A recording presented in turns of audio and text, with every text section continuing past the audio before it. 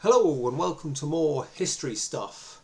So today I wanted to resume the series of mini biographies of historical figures that I did some time ago, mainly on historical figures who I find very interesting in the late 13th century, round about the time of Edward I. Previously I've done the likes of William Wallace, John Comyn, Robert the Bruce, etc. And today I want to talk about a relatively obscure figure, at least in Britain, but one who did play an important role in the British politics of the time, or Scottish politics, and in the wider sort of European continental sphere as well. And this is Count Floris V of Holland. Now, some of you might be thinking, well, who was Floris V and what did he get up to? Well, Floris, as his name and title suggests, was the Count of Holland in the late 13th century, what is now the Netherlands. And he played a surprisingly, perhaps, important role in the Scottish succession crisis that blew up after the death of Alexander III in 1286. Some of you may know the whole crisis in Scotland and the wars of independence that followed was triggered by the unexpected death of the King of Scots, Alexander III, who fell off a cliff on a stormy night in 1286 as he was on his way to meet his young French wife, Yolande. And he died, leaving no sons, only a daughter, the famous Maid of Norway, who then died young. She was only a child, and that precipitated this whole succession crisis that brought in Edward I and the Bruce faction, John Balliol, and eventually within a few years you had this very messy situation that blew up into what we call the Scottish Wars of Independence, involving William Wallace and the battles of Stirling Bridge, Falkirk, Bannockburn, and all of that. So what was Floris's involvement in all of this? Well, Floris had very strong connections to the English court. He had betrothed his son and heir John, the future Count John of Holland, to one of Edward I's daughters, Elizabeth of Rhuddlan, in 1286. And he paid several visits to the English court throughout this decade, the 1280s. And there is a recent theory that he was inspired by Edward's famous castles in Wales, the Iron Ring, to build his own chain of castles in Holland, the northern part of Holland, to defend his borders against the Frisians, the people of Frisia, who he was constantly at war with. And there are some remains of some very impressive castles in that part of the Netherlands, where it does seem that he was following a very similar strategy, quite possibly copied from Edward I and his castle building in Wales.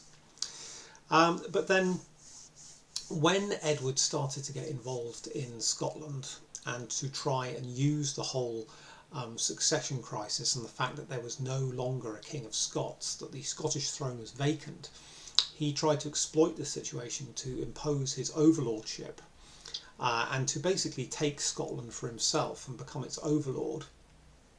And he did that by exploiting this invitation that the Scots had extended to King Edward, asking him to come and arbitrate between them, between all the rival claimants to the vacant throne, because there were a lot of claimants, and to help them decide who the next King of Scots should be. What Edward chose to do, heavily influenced by the Bruce faction, it must be said, was to manipulate this whole process to get himself accepted as the overlord of the Kingdom of Scotland, which is not what the Scots had asked him to do. There was a crucial difference between playing arbiter, dealing an arbitration between rival claimants, and actually being the overlord, actually being in charge. But this is what Edward tried to do, and he used Count Floris as part of this process, because Floris was one of the many claimants to the Scottish throne. He did have an ancestral, a blood tie to Scotland, unlikely as it may seem, even though he was the Count of Holland. He didn't have a particularly strong claim, but that wasn't really the point.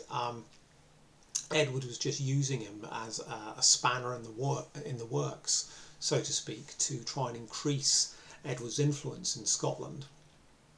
And we have a number of payments that survive in English administration accounts, which are basically very large sums of money, about £1,000 here, £875 there, very large sums of money for the time that Edward paid out to Floris, which were basically bribes to ensure that he played ball. He did what Edward wanted him to do, which was to basically do Edward's bidding, pose as a claimant to the throne of Scotland, to put pressure on all the other claimants and help Edward leverage the situation in his favour. And Floris was happy to play along because he was strapped for cash. He needed money to fight his own wars in Holland, especially against the Frisians, who I mentioned earlier. And he was quite happy to take English money to achieve that. And then at the same time, Floris gets money from another source, and this is one of the most sort of interesting, shady, backstairs deals of the whole business of the Scottish succession, which is known as the Great Cause. It was a very messy, dirty business, really, in which all kinds of bribes and convoluted, murky negotiations were going on behind the scenes. And Floris enters into this very shady deal with Robert the Bruce, the Competitor, as he's called. This is the head of the Bruce faction. He was the grandfather of the famous Robert the Bruce, King Robert I, who won the Battle of Bannockburn and eventually won out and became the King of Scots many years down the line. He was just a child at this point, but his grandfather was angling to try and become King of Scots. And Bruce the Competitor was prepared to do absolutely anything in order to achieve that. I mean, he would stoop to any sort of means. He was every bit as sort of corrupt as Edward I or anyone else. Really, all of these medieval nobles and politicians were pretty much the same, really. Once you strip away all the sort of the glamour and the romance and the nationalism, they were all the same sort of person, really. I mean, politicians have been like this since the beginning of time, and they're very much the same now. And they were certainly the same in the 13th century. And Bruce and the Count of Holland, Floris, they enter into this very shady deal whereby Bruce basically supplied Floris with forged documents which were supposed to prove that Floris had a much stronger claim to the throne of Scotland than anyone thought. And so if Floris then won the competition, if he then became King of Scots by proving that his claim, his ancestral bloodline claim to the throne, was much stronger than anyone else's, using these forged documents, which were completely false. They still survive, actually. They're held at The Hague in the Netherlands, the Hague Archives, and they've been proven many times over to be forgeries, cooked up by Robert the Bruce.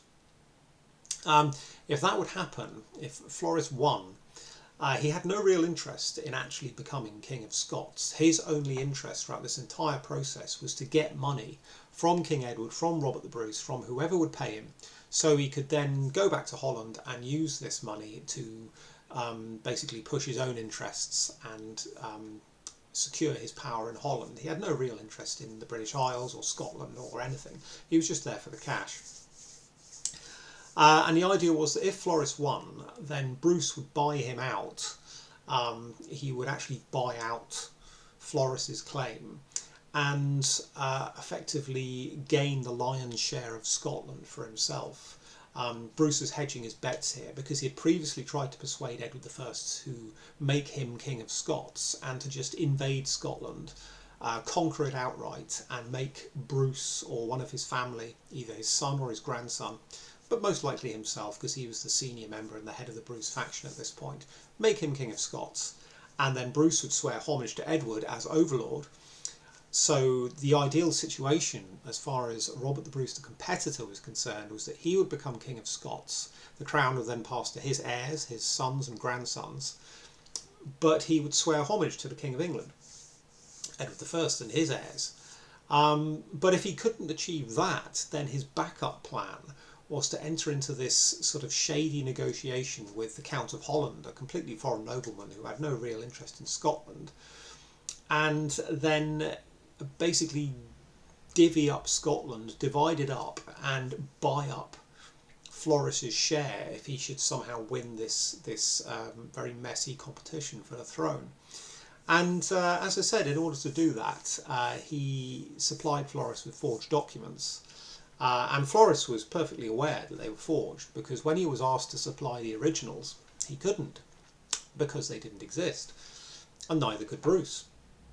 And in the end, Floris was reduced to claiming that a priest, a random priest, had stolen the originals from his treasury and run off with them, which nobody can have possibly believed. I should imagine that most people knew that these documents were forgeries, but it was just a way of covering his backside, if you like, and trying to make everything look honest and above board, and of course it wasn't. So this scheme fell flat, and Bruce did not become King of Scots. The crown eventually went to his main rival, John Balliol, who had a very ill-fated reign of 4 years as King John Balliol of Scotland, known as Toon Tabard, the empty coat, because he was such an ineffective king. And Floris went back to Holland, but he'd done quite well out of it, because although the scheme with Bruce didn't work out, he'd still got a lot of money from the King of England, Edward, to basically do as he was told, do his part, which he'd done. And he'd sort of slid out of that whole messy business with the forged documents. There was no blame attached to him. And he went back to Holland with a lot of money, and for a time did quite well. But unfortunately, while Floris had played a smart game in the respect of the Scottish crisis, he overstepped the mark a few years later in 1295, when he took another bribe, from the King of France, Philip the Fair, to abandon Edward I's anti-French coalition, because England and France were at war, and the Count of Holland, Floris, had joined Edward's alliance for another enormous sum of money, about £80,000. He was making a lot of money out of England and King Edward, but that wasn't enough for him. He then took a bribe from Philip to abandon the English and go over to the French camp, and that was one bribe too many, because it triggered a plot to have Floris abducted, smuggled over to England, forced to renounce his title in favour of his son John, who was at Edward's court, being raised as Edward's son-in-law. And then very probably once he had renounced his title, something very nasty would happen to him. But in the end, as it turned out, something nasty happened to him anyway, because the abduction attempt went wrong, and his kidnappers, who were Floris's own nobles who hated him, they panicked, and they stabbed him 36 times apparently, dragged him off his horse and threw him in a ditch, dumped him in a ditch and left him to die, which he did, bled to death. So that was the ignoble end of Count Floris V of Holland, stabbed to death and left to rot in a ditch, after the role he had played, the sort of controversial role he had played in the Great Succession Crisis in Scotland. Just one of many sort of subplots and fascinating, murky episodes of this whole period of English history, Scottish history, wider European history, if you like. And it's always much more interesting when you peel back to sort of the romantic layers and really dig into the dirt and see what was really going on. It's pretty nasty, but it's fascinating stuff, human politics. So that was the end of Floris. I might go into a bit more detail about other aspects of his career and his dealings with the kings of England and France at another time. But that's it for now. I hope you enjoyed that and found it informative and interesting. Like and subscribe if you like, and I'll see you next time. Thank you.